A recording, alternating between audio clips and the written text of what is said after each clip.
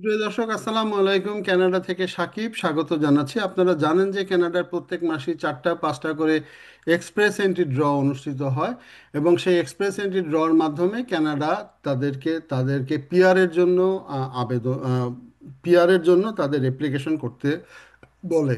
তো গতকালকে একটি ড্র অনুষ্ঠিত হয়ে গেল।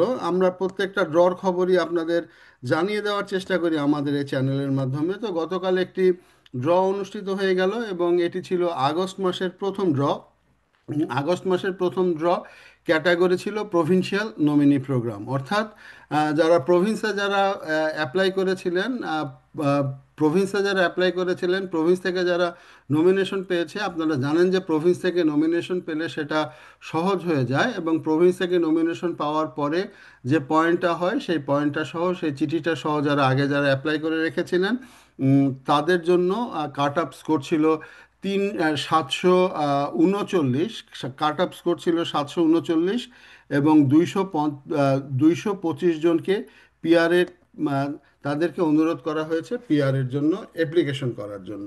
তো এই হচ্ছে একেবারে মোটা দাগের কথা। এবং এখন পর্যন্ত মোট কানাডাতে 28টি ড্র অনুষ্ঠিত হয়েছে। এই বছর 2025 সালে 28টি ড্র অনুষ্ঠিত হয়ে গিয়েছে, এবং সেই 28টি ড্রতে টোটাল পিআরের জন্য মনোনয়ন দেওয়া হয়েছে 49,628 জনকে, অর্থাৎ 28টি ড্রয় 49,628 জনকে পিআরের জন্য নমিনেশন দেওয়া হয়েছে। তো যেটা হচ্ছে যে এক্সপ্রেস প্রভিন্সিয়াল নমিনি প্রোগ্রামে সবচেয়ে বেশি এখন পর্যন্ত ড্র অনুষ্ঠিত হয়েছে, এবং সেই প্রভিন্সিয়াল নমিনি প্রোগ্রামের 14টি ড্র অনুষ্ঠিত হয়ে গেছে। আমি সব এই বছরের কথাই বলছি। অন্যদিকে ক্যানাডিয়ান এক্সপেরিয়েন্স ক্লাসের 60টি, যেটা হচ্ছে যে ফ্রেঞ্চ ভাষা যাদের জানেন তাদের জন্য 3টি, হেলথ কেয়ার এবং সোশ্যাল সার্ভিসে 3টি, এবং এডুকেশনে 1টি। তো এই হচ্ছে অবস্থা। তো ভালো খবর হচ্ছে যে পয়েন্ট কিছুটা কমেছে, অর্থাৎ যারা এতদিন পয়েন্টের জন্য যারা স্ট্রাগল করছিলেন তাদের পয়েন্ট কিছু কমেছে, এবং আগের ড্রর চেয়ে পয়েন্ট কিছুটা কম। এটা একটা স্বস্তির খবর। আগের ড্রতে পয়েন্ট ছিল 750 পয়েন্ট, সেখান থেকে পয়েন্ট যদিও কিছুটা কমেছে, 339 হয়েছে, অর্থাৎ 11 পয়েন্ট কমেছে।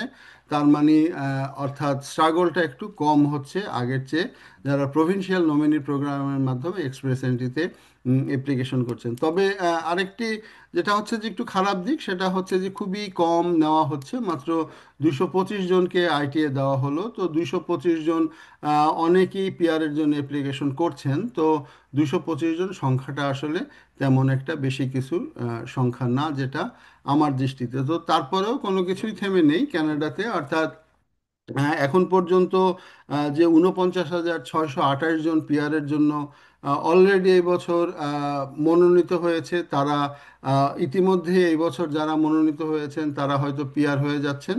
তো সবাইকে অভিনন্দন। তো মনে রাখবেন যে যারা যে প্রভিন্সেই থাকেন না কেন, এক্সপ্রেস এন্ট্রিতে অ্যাপ্লিকেশন করার আগে ওই প্রভিন্সের প্রভিন্সিয়াল নমিনি প্রোগ্রামের ধরনটা কেমন আছে সেটা দেখে অ্যাপ্লিকেশন করবেন। কারণ এক্সপ্রেস এন্ট্রিতে কাট অফ স্কোর এখন ক্যানেডিয়ান এক্সপেরিয়েন্স ক্লাসে মিট আপ করাটা একটু কঠিন হয়ে যাচ্ছে। তো সেক্ষেত্রে প্রভিন্সিয়াল নমিনি প্রোগ্রামের থ্রু দিয়ে গেলে পয়েন্টটা কম ইজি হয়ে যায়। বাট মাথায় রাখেন যে প্রভিন্সিয়াল নমিনি প্রোগ্রামের ড্র খুব কিন্তু কম কম করে নিচ্ছে। যেমন ক্যানেডিয়ান এক্সপেরিয়েন্স ক্লাসে আমরা গত ড্রতে দেখেছি একবারে 4,000 মানুষ নিয়েছে। হেলথ কেয়ারও এইভাবে এক একটা ড্রতেই 4,000 নেয়, আর সেখানে এখানে 250ও নিচ্ছে না।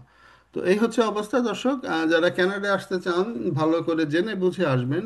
আহ, অপার সম্ভাবনার দেশ, কিন্তু কথা হচ্ছে যে সম্ভাবনা কাদের, যারা যোগ্য, যারা তাদের জন্যই কিন্তু অপার সম্ভাবনার দেশ কানাডা। তো দর্শক, এতক্ষণ সঙ্গে থাকার জন্য ধন্যবাদ। আগামীতে নতুন কোনো বিষয় নিয়ে দেখা হবে। সে পর্যন্ত ভালো থাকবেন। আসসালামু আলাইকুম।